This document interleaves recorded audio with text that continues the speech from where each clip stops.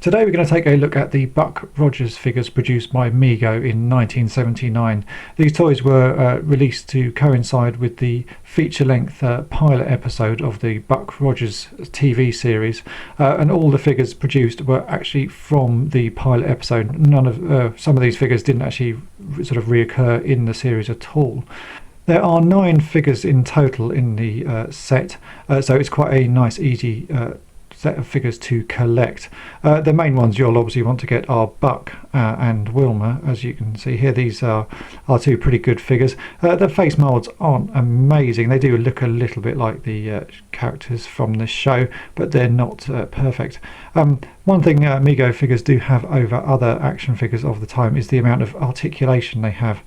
You can bend the arms at the elbows, the knees bend, you've got a swivel waist, and rotating head. None of these figures actually came with any accessories. The gun that you see here on Buck is actually attached to his belt, so you can't remove it. That's a little bit of a shame, but it makes them easier to collect because you know there's never going to be any pieces missing. You do have to keep an eye out that these aren't broken off. Also, the thumbs of these figures tend to be quite weak and snap off, so keep an eye out for that. The figures themselves are all pretty nice. They've all got quite a lot of detail to them, and some reasonable paint applications. The sort of highlight characters from this series are obviously TWiki, because everybody liked TWiki the robot, and considering the size of this figure, it's remarkably well done. He still has rotating arms that bend at the elbows, and a swivel waist and bending knees, and this one really does, if I show you it in the camera here, that's a really good interpretation of TWiki from the show. The figures were released on 2 types of card. Here you can see this is the normal release card. This is Draco, and they were also released in Canada, so here is a Canadian release card. As you can see, the text on the top is in French and in English, unlike the American card where it's only in English. There's 9 figures in total, as I said. You have got Wilma, Buck, Dr. Hua, TWiki, and on the back Tiger Man, the Draconian Guard, Draco, Killer Kane, and Ardollar. Let's have a look at Tiger Man here.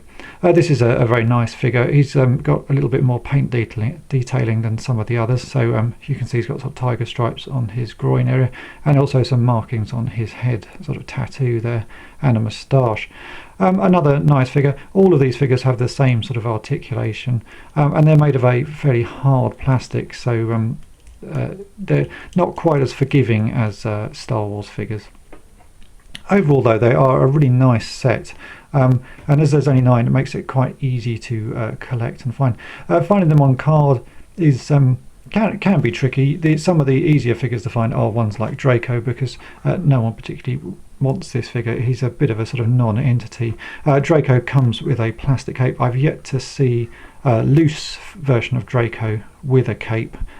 So if you want one, the best bet is to buy a battered sort of tatty carded one like this, just to get that final accessory.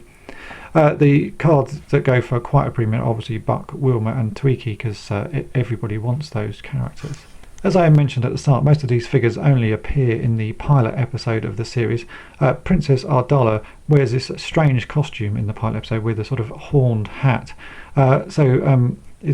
And this is the one they decided to go with. She is one of the characters that does return in the series and wears various other sort of sexy outfits. I think this is a strange choice for an outfit, as it just looks quite weird. But I guess, you know, they were basing it on the episodes they had seen, so it's sort of makes sense. The other sort of strange choice is Dr. Hua here, wearing his sort of ceremonial outfit. This is only seen in a couple of scenes in the pilot episode. For the rest of the time, he wears the same sort of white outfit that Buck and Wilma wear, the sort of flight uniform. So I guess again they were just basing this off the pilot episodes. Overall though, as I said, there are only 9 figures to collect, so it's a nice easy set to source, and once you get them all, they do look quite nice on display, and if you can find some carded ones as well, pick them up if you can. Mego produced quite a lot of figures in the 70s, so this is one of many sets that they had out. Anyway, hope that's of interest to you, and thanks for watching.